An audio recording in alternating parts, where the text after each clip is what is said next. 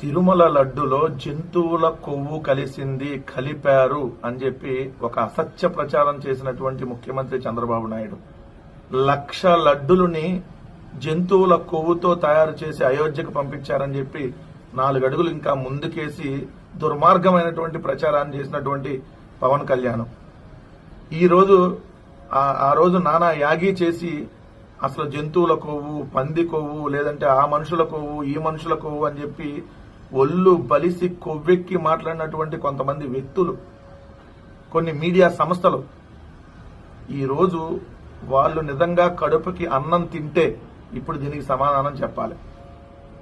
ఎందుకంటే మొన్నటిదాకా జంతువుల కొవ్వు అన్నారు, ఇప్పుడేమో మీరే సుప్రీంకోర్టు వేసినటువంటి సిట్టు, అది కూడా మీరు నియమించుకున్నటువంటి చంద్రబాబు నాయుడు గారి మనుషులుగానే అధికారులుగా నియమించుకున్నటువంటి ఆ సిట్టు అది జంతువుల కొవ్వు, అసలు దానికి సంబంధమే లేదు, అదేదో కల్తీ నెయ్యి అని చెప్పి, అది నెయ్యే కాదు పామాయిల్ కెమికల్ కలిపిన ద్రవం అని కొద్దిసేపు.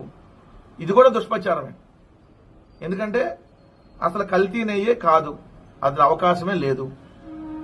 2019 to 24 అంతకుముందు ఆ బోలే బాబా డైరీకి 2014 నుంచి 19 మధ్య చంద్రబాబు నాయుడు గారు ఉన్నప్పుడు పర్మిషన్ ఇచ్చిన అదే బోలే బాబా డైరీ తర్వాత కూడా సప్లై చేసింది. మరి బోలే బాబా డైరీ మొన్న కల్తీకి పాల్పడితే అప్పుడు చంద్రబాబు నాయుడు గారు ఉన్నప్పుడు కూడా కల్తీకి పాల్పడే ఉండాలి. సో అప్పుడు అదే పామాయిల్, అదే కెమికల్ కలిపిన ద్రవంతోనే లడ్డూలు తయారు చేసి ఉండాలి. సో నిన్న సిట్టు ఛార్జ్ షీట్ వేసింది, ఫైనల్ ఛార్జ్ షీట్ 600 పేజీలతో.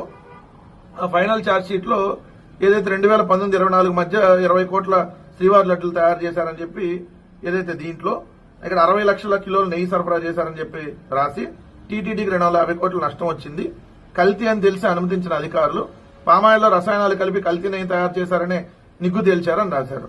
ఢిల్లీలోని మలేషియా పామాయిల్ దిగుమతిదారు నుంచి హర్ష ఫ్రెష్ డైరీ పేరుతో పామాయిల్. ఈ హర్ష ఫ్రెష్ డైరీ ఎవరు? బోలే బాబా, పేరు మార్చితే హర్ష ఫ్రెష్ డైరీ. బోలే బాబా అన్న హర్ష ఫ్రెష్ డైరీ అన్న ఒకటే.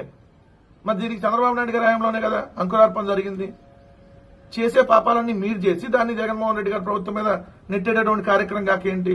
అసలు ఈ అధికారులే సర్వశ్రేష్ఠ త్రిపాఠి, తెలుసు కదా, మామూలు శ్రేష్ఠ త్రిపాఠి కాదు, ఈయన సర్వశ్రేష్ఠ త్రిపాఠి. అలానే గోపీనాథ్ జెట్టి, వీళ్ళతో కూడినటువంటి సిట్టు. అంటే వీళ్ళు ఖచ్చితంగా ఏదోటి కలిసిందని ఇవ్వాలి కదా రిపోర్టు. ఇవ్వకపోతే కుదరదు. ఎందుకు? ఆల్రెడీ జంతువులు కొవ్వన్నారు, అది పోయింది, సరే కల్తీనయ్యనన్నా జనాల్లోకి ఎక్కించాలి.